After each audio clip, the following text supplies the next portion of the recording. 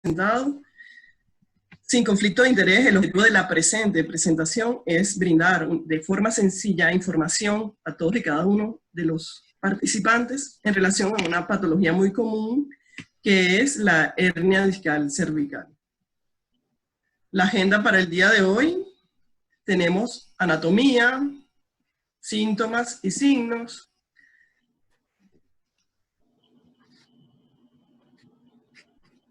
y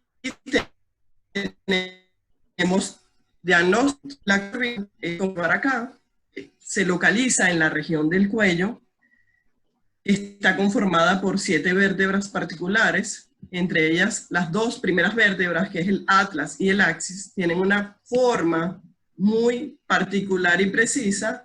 El atlas, que es la primera vértebra, se va a insertar o se va a acomodar en conjunto con la base del cráneo para darle movilidad a la cabeza, y su principal movilidad es flexoextensión. La segunda vértebra cervical, denominada está compuesta por la apófisis odontoides, y esa apófisis odontoides en conjunto con la primera vértebra cervical me va a permitir la movilidad de la cabeza en sentido rotacional. El resto de las vértebras cervicales tienen una morfología totalmente común, está dada por los cuerpos vertebrales, las apófisis transversas y las apófisis espinosas, que es lo que nos tocamos, los huesitos que nos tocamos en la parte posterior de la nuca. A su vez, la columna cervical está revestida no solamente por huesos, que es lo que acabamos de ver, sino está revestida también por músculos. Estos músculos se van a encontrar tanto en la parte posterior como en la parte anterior, está revestida por los ligamentos conocidos, y también por ella circundan vasos que son muy conocidos, que son los vasos a las arterias vertebrales. A su vez, ella nos sirve de protección, porque por allí discurre una estructura muy importante que es la médula espinal. La médula espinal es aquel engrosamiento de fibras nerviosas que nos van a permitir la movilidad tanto de los miembros superiores como de los miembros inferiores.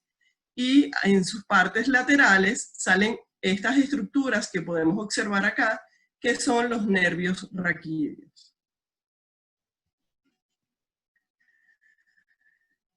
¿Qué importancia? Ella tiene una curvatura conocida por todos y a su vez contiene unos discos. Estos discos, que no son más que esos amortiguadores que hay entre una vértebra y la otra, se van a alojar o van a permitir que los golpecitos que nos damos diariamente no sean choquen tanto hueso sobre hueso, sino que sirven como de algodones o de amortiguadores.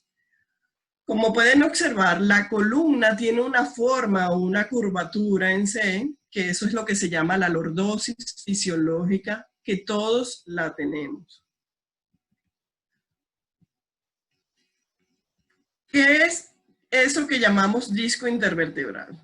Aquí podemos observar, como bien ustedes saben, desde C2 hasta C7 hay discos, esas sustancias gelatinosas que hay entre un cuerpo vertebral y otro.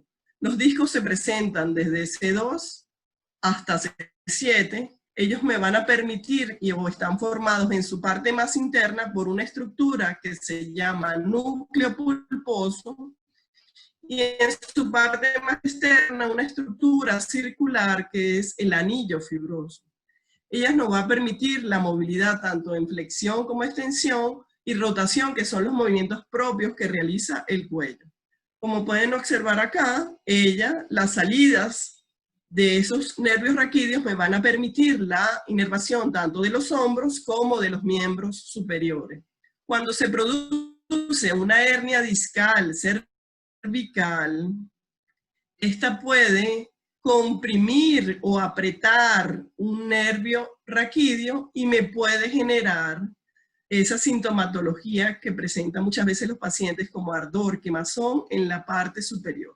¿Cuáles son los lugares más frecuentes en el que ocurre la hernia discal? Los lugares más frecuentes es a nivel de C5 y C6 por la mayor movilidad, y a nivel de C6 y C7. Cuando hablamos de C5 y C6 nos referimos al cuerpo, al nombre que se le da al cuerpo vertebral de la vértebra número 6, para que sepan en qué lugar ocurren o para que tengan una idea. ¿Qué es la hernia discal? La hernia discal, como pueden observar acá, es la disrupción que ocurre a nivel del anillo fibroso con la consecuente salida del núcleo pulposo que me va a generar, depende de la localización donde esta ruptura ocurra, una compresión o no de estructuras nerviosas. Generalmente son los nervios raquídeos. Dependiendo de su ubicación, ya vamos a ver más adelante cómo esto se da. Entonces, pueden observar aquí la estructura externa concéntrica que se llama anillo fibroso, y lo que está en la parte más interna, que es como una gelatina, un gel, es el núcleo pulposo. ¿Qué es lo que duele a veces?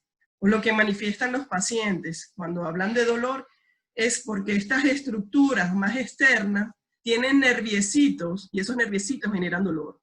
Una vez que hay la ruptura de ese anillo fibroso y sale la gelatina, que es el núcleo pulposo, ese dolor va a ser distinto porque va a ser un dolor por compresión. Aquí podemos ver los diversos tipos de lesiones que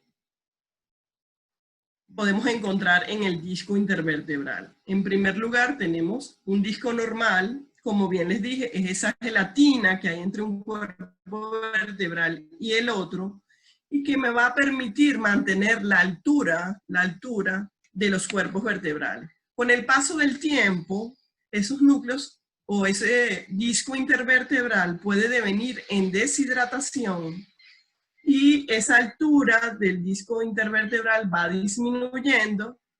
Posteriormente se genera, cuando hay pequeñas lesiones del anillo fibroso, la protusión discal, que es una pequeña pelotita que vemos en la parte de atrás, como lo ven acá, y posteriormente la ruptura total del anillo fibroso o la consecuente producción de la hernia del disco como tal.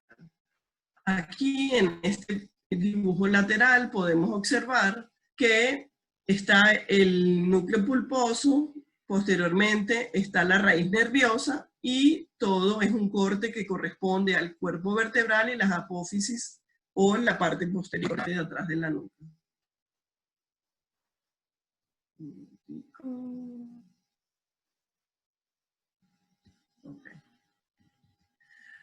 ¿Cómo ocurre la evolución de esa hernia discal con el paso del tiempo? Con el paso del tiempo eso me puede desencadenar en degeneración, que es la parte concéntrica o la parte más externa del anillo fibroso se va debilitando y se va rompiendo, se pierde discretamente la altura. Posteriormente vemos que ocurre una debilidad o ruptura de ese anillo fibroso con la consecuente protusión debido a la presión y finalmente la salida del disco intervertebral. Los discos intervertebrales pueden herniarse en cualquier dirección. Tenemos hacia adelante a la porción anterior, anterolateral, posterolateral y en sentido medial, comprimiendo el posterolateral, comprimiendo la raíz nerviosa, y el posterior comprimiendo en muchas ocasiones la médula espinal. ¿Cuáles son las causas de hernia discal? Tenemos causas que son traumáticas debido a accidentes de cualquier tipo y causas degenerativas o posturales. Estas causas se deben a mantenimiento en el tiempo de posiciones viciosas no fisiológicas que me van a generar presión en el disco intervertebral con la consecuente debilidad y salida y consecuente hernia discal. Los síntomas de la hernia discal se deben al abultamiento del disco intervertebral o a la ruptura de ese disco intervertebral con la consecuente irritación o molestias de la raíz nerviosa o la médula espinal, y posteriormente generando lesiones o dolores tanto a nivel del cuello, hombros, miembros superiores, hasta llegar a las manos. Los síntomas de la hernia discal van a depender de la localización o hacia el lugar donde puede herniarse el disco. Como bien dije, la forma más frecuente o la forma en la dirección en que estos discos pueden salirse es en dirección anterior, anterolateral, posterior, y la porción posterolateral, que es la más frecuente y es donde se comprimen las raíces nerviosas. Estas raíces nerviosas, a su vez, fíjense en este dibujito que tenemos acá, él va a describir la forma como los síntomas se van a manifestar. Ocurren 5 síntomas cardinales en las personas que presentan patología o hernia discal. En primer lugar, dolor sordo. Segundo, alteraciones de la sensibilidad. Tercero, alteraciones de la fuerza muscular. Cuarto, alteraciones de los reflejos. Y quinto, alteraciones esfinterianas. Cuando ocurren las lesiones anteriores o anterolaterales, el paciente o las personas refieren que presentan un dolor en la región del cuello, y este dolor es lo que se denomina cervicalgia. En esos lugares no hay pérdida de la sensibilidad ni alteraciones de la fuerza muscular. Cuando esta debilidad o alteración del anillo fibroso ocurre en la parte posterolateral con la consecuente apretamiento de la raíz nerviosa, podemos observar no solamente que existe un dolor sordo a nivel del cuello, sino que ese dolor se va a irradiar a nivel del hombro y del brazo, según sea el brazo derecho o el brazo izquierdo. Y el paciente en algunas ocasiones puede manifestar sensación de hormigueo, hormiguitas en el brazo, sensación de acartonamiento, y eso es lo que llamamos parestesias. En algunas ocasiones, eso puede manifestarse también con pérdida de la fuerza en los músculos de la mano, o del antebrazo, o del brazo, según sea el caso. Eso es cuando ocurren lesiones o hernias discales en la porción anterolateral. Posterolateral, disculpen. Cuando ocurren lesiones en la parte posterior que me van a comprimir la médula espinal, no solamente aparece un dolor intenso, sino que la afectación de la sensibilidad y de la parte motora es más evidente, e incluso pueden aparecer alteraciones de los esfínteres, o sea, dificultad para hacer pipí o para evacuar, según sea el caso.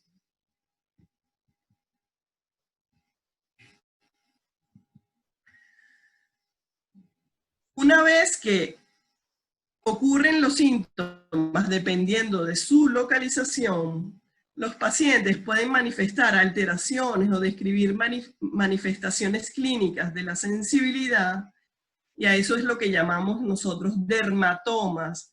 El paciente manifiesta que en un determinado segmento de su miembro superior hay una alteración que él a veces no haya cómo manifestarla, o alteraciones de grupos musculares dependiendo del lugar donde ocurra la herniación del disco intervertebral. ¿Cómo podemos hacer el diagnóstico de la columna cervical? El diagnóstico de la columna cervical lo podemos hacer de varias maneras. A través de una radiografía cervical o una tomografía de columna cervical. Sobre todo estas las empleamos cuando se tratan no solamente de hernias discales, sino que la causa de las hernias discales ha sido por trauma.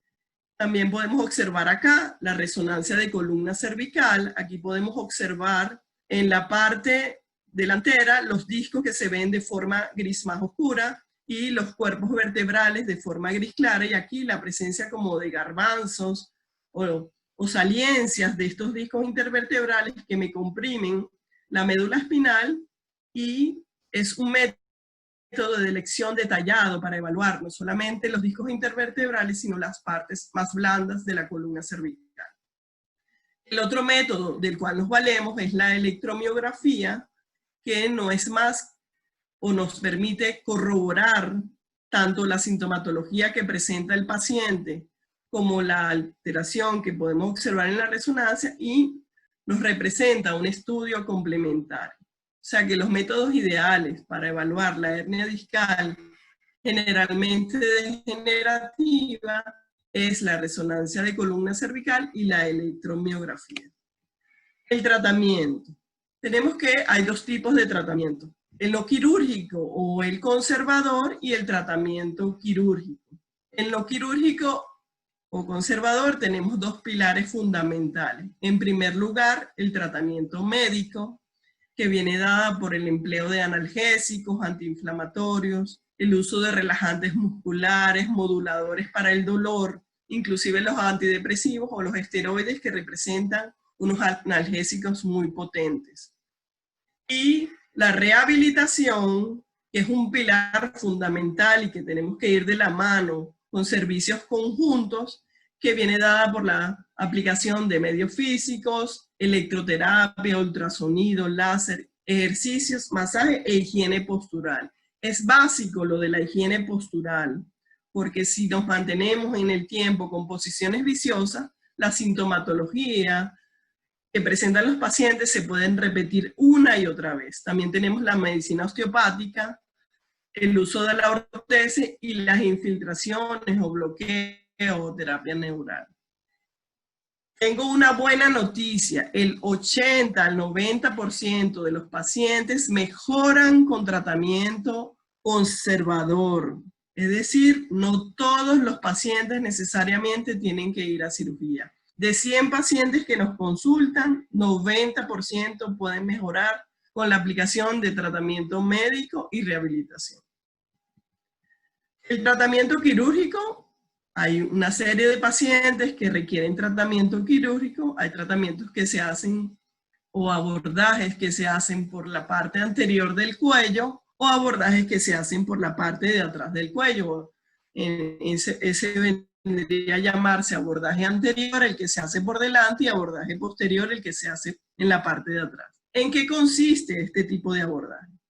En primer lugar, tenemos los abordajes anteriores, la disectomía cervical anterior, que es la remoción total del disco intervertebral, donde colocan o no colocan dispositivos sustitutos del disco. La disectomía cervical anterior y artroplastia, que es la resección total del disco y le colocan un dispositivo que va a permitir que la columna se mantenga en su movilidad. La disectomía cervical anterior y fusión, que se realiza la disectomía por delante, como bien les dije, y se coloca un material de fusión para evitar la movilidad de un determinado segmento. También hay abordajes posteriores. Los abordajes posteriores dados por la foraminotomía cervical posterior, que se deja para discos que no están tan lesionados y que solamente está comprimiendo la raíz nerviosa. La laminectomía cervical amplia, que se reserva a personas de edad avanzada, y la laminectomía cervical y fusión, dependiendo del grado de inestabilidad o no de los segmentos cervicales. El abordaje anterior representa el abordaje más frecuente realizado por la mayoría de los neurocirujanos y los especialistas en cirugía de columna. Aquí podemos notar un ejemplo de una disectomía cervical anterior y fusión. Se realiza una herida en la parte anterior o anterolateral del cuello. A través de esa herida llegamos a la parte anterior de la columna, se reseca todo lo que es el disco que está dañado en su totalidad, se descomprime la raíz nerviosa y se procede al retiro de algunas estructuras que en algunos veces podemos encontrar esas saliencias que son los osteofitos, que se producen como mecanismos de defensa de nuestro propio cuerpo para evitar la movilidad, y luego se coloca o se prepara el lecho para colocar un injerto. Generalmente es un espaciador de titanio o un espaciador de PIC o un inductor de hueso. La idea es mantener el espacio entre la vértebra y la otra y que se mantenga fisiológica, lo más fisiológico posible, la altura de los cuerpos vertebrales. En algunas ocasiones o no, se coloca placa cervical. Finalmente, en los pacientes se realiza la síntesis por plano de ese segmento y se coloca un collarín cervical por unas 6 a 8 semanas. Esta es una cirugía que es bastante noble y con unos resultados maravillosos. Generalmente este tipo de cirugías las realizamos con microscopio, técnicas microquirúrgicas para evitar los daños a nivel de la médula cervical.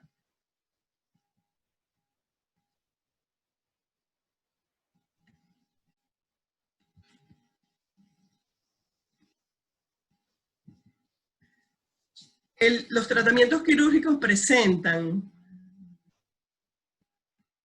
o que podemos presentarles a nivel de la parte anterior, son diversos. Aquí podemos observar un paciente donde hay alteraciones multiniveles de la columna cervical, se le pusieron o se le colocaron 3 cajas intersomáticas y se le colocó una placa cervical. Este tipo de cirugías amplias se reserva para casos de degeneración en el tiempo. En algunas ocasiones, la hernia discal solo nos conlleva al uso de una pequeña caja intersomática de PIC o de titanio y no necesariamente hay que colocarle algún tipo de placa. Hay otros dispositivos como las cajas placas que existen en el mercado y los dispositivos de artroplastia, que son los discos cervicales que se reservan a aquellos pacientes jóvenes que su movilidad y la altura de sus cuerpos vertebrales nos permite la colocación de este tipo de dispositivos, también muy nobles por demás.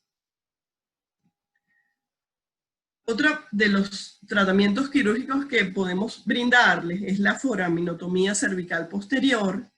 Es cuando ocurre la hernia y comprimes solamente el nervio raquídeo, el foramen se hace pequeño y el resto del disco intervertebral luce bastante bien. Esta cirugía consiste en remover por detrás la columna, a través de la columna o a través de la región de la nuca, a través de una pequeña incisión.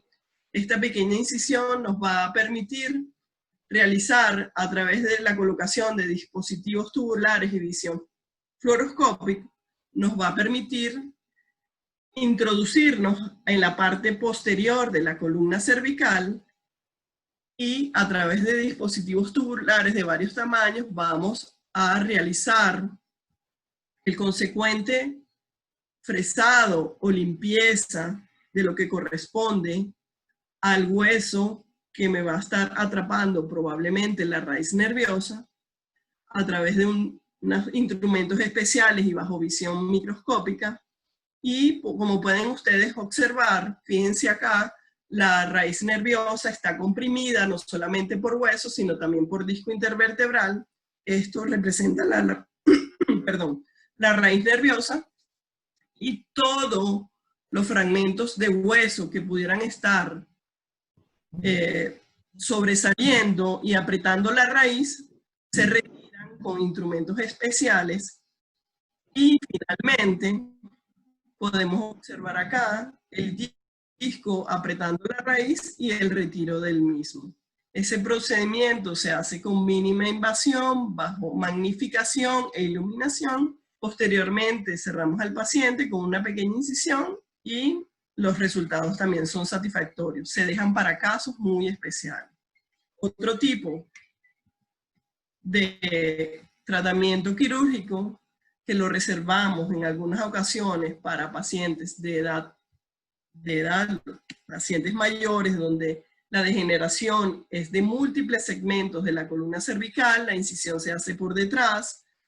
Allí se reseca una mayor cantidad de huesos, porque en los pacientes mayores los huesos se aumentan de tamaño, igual que los ligamentos, y aprietan la médula espinal.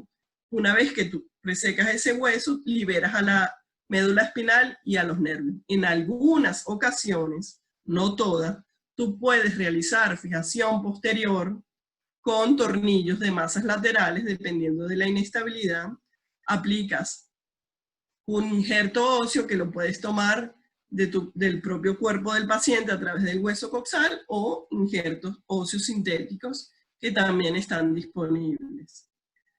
Allí, este caso se reserva para personas de edad avanzada y la cirugía se hace en la parte de atrás del cuello. Eso es lo que se llama la minectomía cervical posterior más fusión. Allí también se emplea el uso del collarín por unas 6 a 8 semanas. Mensaje final. ¿Qué tenemos? Que la causa más frecuente, las hernias discales, la causa más frecuente y el síntoma más frecuente es el dolor cervical. Y él representa una causa de ausentismo laboral.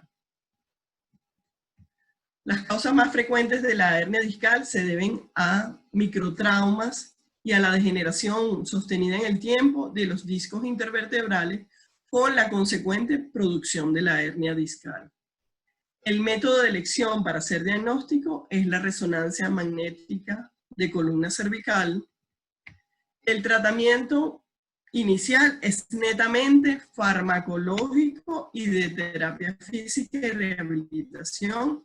Ese es un mensaje importante que quiero que se lleven para que estén esperanzados. Y la cirugía se reserva para los casos donde este dolor es refractario, donde la afectación neurológica tanto de la sensibilidad como de la fuerza muscular es muy alterada. Allí es donde nos reservamos la cirugía para los pacientes. El mejor tratamiento es la prevención, sin duda alguna. Muchas gracias por su atención. Estamos abiertos a las preguntas. Excelente, doctora, de verdad, muchísimas gracias. Muy bonita su presentación, sus videos que nos preparó. Gracias a mi equipo de producción por esta presentación. Sí, se portó muy bien el equipo. Felicitaciones también para ellos. Bueno, entonces vamos a ver si alguien tiene pregunta. Aquí alguien ya hace un comentario. Dice, bueno, excelente información, doctora. Saludos a la doctora Eden Izaguirre, que también está por aquí. El doctor José Ramón Abadí también le da le da felicitaciones y muy buena la presentación, me imagino. Besos. Gracias. Bueno, no sé si alguien más tenga alguna pregunta.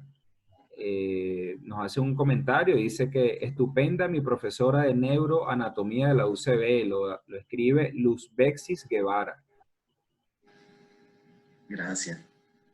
Bueno, vamos a ver si alguno de los pacientes tiene algún comentario, alguna pregunta, alguna inquietud.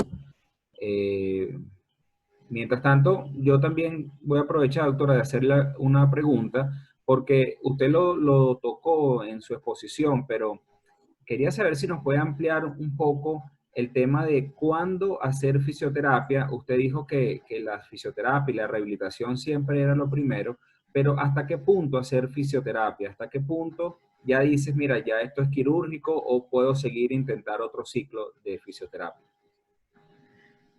Nosotros tenemos un colorario en neurocirugía que el paciente siempre es el que te pide la cirugía. Oye, doctor, ya he hecho 3 veces o 4 veces fisiatría y yo no mejoro, yo me quiero operar. Ese es el paciente ideal para operarse. Generalmente yo no recomiendo fisiatría cuando el paciente tiene un dolor mayor de 8, porque la fisiatría pienso que empeora. Cuando el paciente mejora con el uso de tratamiento farmacológico y el dolor está entre 5 y 4, su posibilidad de éxito en la fisiatría es superior. Esa es mi sugerencia. Pero el paciente es el que te va a pedir a ti cuándo operarlo. Ya no lo soporto, quiero que me opere. Perfecto, aquí estoy. Ok, perfecto, doctora. Bastante claro. Aquí la señora Bárbara Martínez nos hace un comentario y una pregunta. Ella dice, buenas tardes, doctora. Buena exposición. Me pregunto si se puede usar collarín sin consultar a un experto para aliviar el dolor cervical o eso es contraproducente.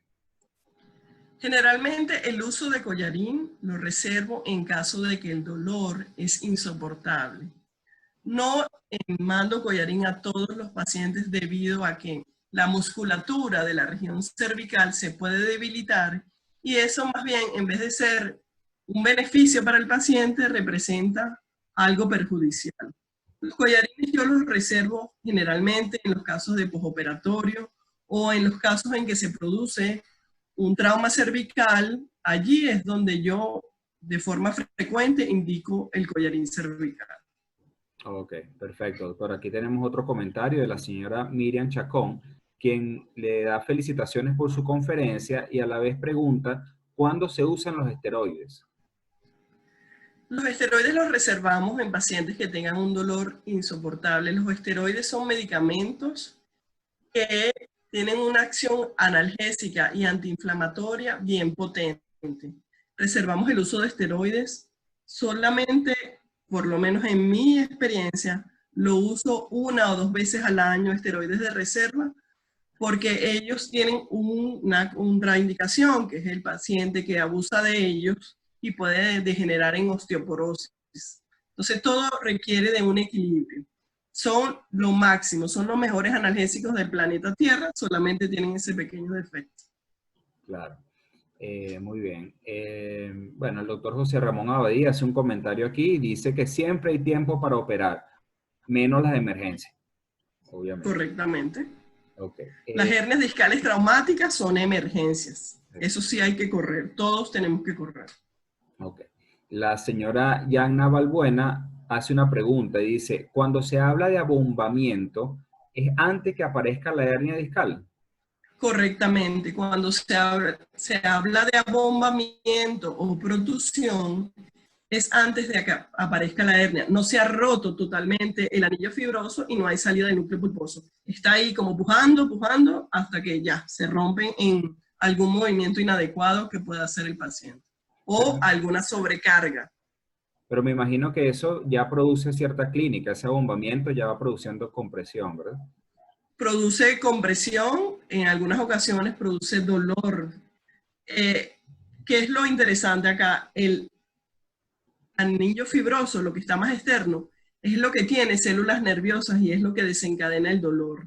Okay. Y es el fastidio que estamos todo el tiempo tocándonos o moviendo el cuello, es por eso. Es por irritación del anillo fibroso. Una vez que ya hay salida del disco, ya es un problema mecánico. Ya ahí está como si tuvieras el dedo, te estuviera aplastando por la puerta. Ya es un problema netamente mecánico. Claro, claro. Aquí la felicita nuevamente por la charla a la señora Bárbara Albornoz desde Ecuador, quien trabajó con nosotros hace muchos años. Le envía saludos. Saludos, Bárbara, para ti también. Gracias. Saludos. Un placer. Aquí dice la señora Miriam Chacón. Y otra pregunta, ¿el exceso de peso puede causar hernia cervical? Me imagino que será Bueno, eso. la cabeza pesa. Ajá. La cabeza pesa. Ajá. Sí puede generar. Sí, Sí, bueno, señor. yo me imagino que también ella hará el comentario pensando en las personas que suelen cargar cosas en la cabeza. Exactamente. Ajá. Los dolores son generalmente esto, cuando tú tienes esto axial produciéndote todo el tiempo una sobrecarga, eso genera en el tiempo microtraumas y saliencias del disco. Okay. Aquí la señora Yanna hace otra pregunta bien interesante y ella pregunta, además del dolor cervical, ¿puede aparecer cefaleas intensas? En algunas ocasiones está descrita, pero solamente aparece cefalea es como consecuencia de la contractura o del nivel de contractura de los músculos del cuello. Allí es cuando puede aparecer la cefalea, pero no como, es una consecuencia, no es que por la saliencia del disco se produce cefalea, no tiene nada que ver, tiene que ver es con la contractura de los músculos de la región cervical. Ok, perfecto. El señor Samuel Moncada nos pregunta, doctora Vargas, ¿cuáles serían las maniobras de fisioterapias que se usan y en qué parte? Las maniobras de fisioterapia yo las reservo a los fisioterapeutas, al médico de fisiatría. Particularmente a mí, yo soy muy celosa, aunque hay medicina osteopática donde hacen tracción y movimientos particulares de varios grupos musculares, yo soy muy celosa en ese tipo de movimientos bruscos. Yo prefiero los medios físicos, la higiene postural, el ultrasonido, el eco. Okay. Sin embargo, eso se lo dejo a los médicos fisiatras. Yo pienso que el trabajar en conjunto es muy importante. Médico fisiatra de la mano con neurocirugía. Perfecto. Bueno, aquí le envían unas felicitaciones muy especiales, doctora. No se identifica la persona, pero por el comentario ya sabemos quién debe ser. Dice, felicitaciones, hija, muy dedicada a tu exposición. Es mi madre, gracias. Saludos, señora, un placer saludarla. El señor Wilmer Peña nos hace también un comentario. Él dice, posterior a la cirugía y el uso del collarín, ¿usted sugiere terapias de rehabilitación? ¿Y por cuánto tiempo? Sí, sí, sugiero terapia. Generalmente yo le comento a los pacientes que pasen el primer mes y medio tranquilo, el primer mes, y luego vayan a fisiatría, porque el nivel de contractura a veces que se sostiene en el tiempo de los músculos cervicales, los pacientes no se encuentran aún cómodos, es por su posición o por su contractura viciosa que yo prefiero que ellos vayan a terapia y recuperen la fuerza muscular, recuperen la seguridad, la higiene postural, que es sumamente importante, porque esto no acaba ahí, o sea, hay 6 o hay 5 discos cervicales, o sea, tú puedes mejorar uno, pero y si los demás sigues manteniendo tus posiciones viciosas, te vas a lesionar el disco que viene o el disco que está más abajo y no tiene gracia. O sea, la idea es que tú mantengas tu higiene postural y por eso o sea, la principal herramienta y por eso los felicito a ustedes por esta iniciativa es la educación al paciente. Sí, y también lamentablemente lo más difícil, porque, y hablo por mí, que a veces uno se acostumbra a una posición, sobre todo el celular, que uno pasa horas viendo el celular, y bueno, el que sufre es el cuello, lamentablemente. Sí, señor. Aquí nos hacen otro comentario, el señor Rainer Rosales. Saludos, Rainer. Él pregunta, Saludos, Reina. él pregunta, ¿qué tanto afecta a la columna cervical sonarse o traquearse el cuello de manera abrupta? Lo afecta si tú tienes un debilitamiento del anillo fibroso. De resto, me parece que es como una medicina osteopática. O sea, porque la osteopatía te genera como que todo como que vuelve a su curso. Si tú tienes una lesión y tú abruptamente te suenas o vamos a decirlo en el argot que estoy hablando, te tiemblas el cuello, tú mismo puedes desencadenar o romperte el disco intervertebral. Sí, así es, doctora. Bueno, doctora, creo que hasta aquí llegaron las preguntas. Creo que su mensaje ha llegado a muchas personas. Tuvimos una buena audiencia el día de hoy.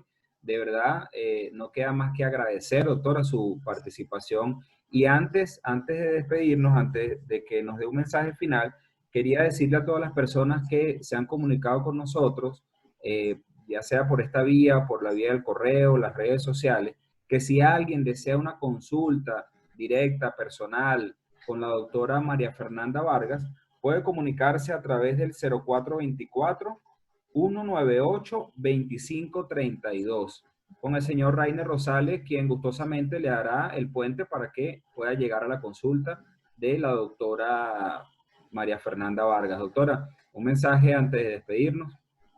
Bueno, felicito a Intervertebra nuevamente por su iniciativa de hacer prevención, porque porque educando hacemos prevención.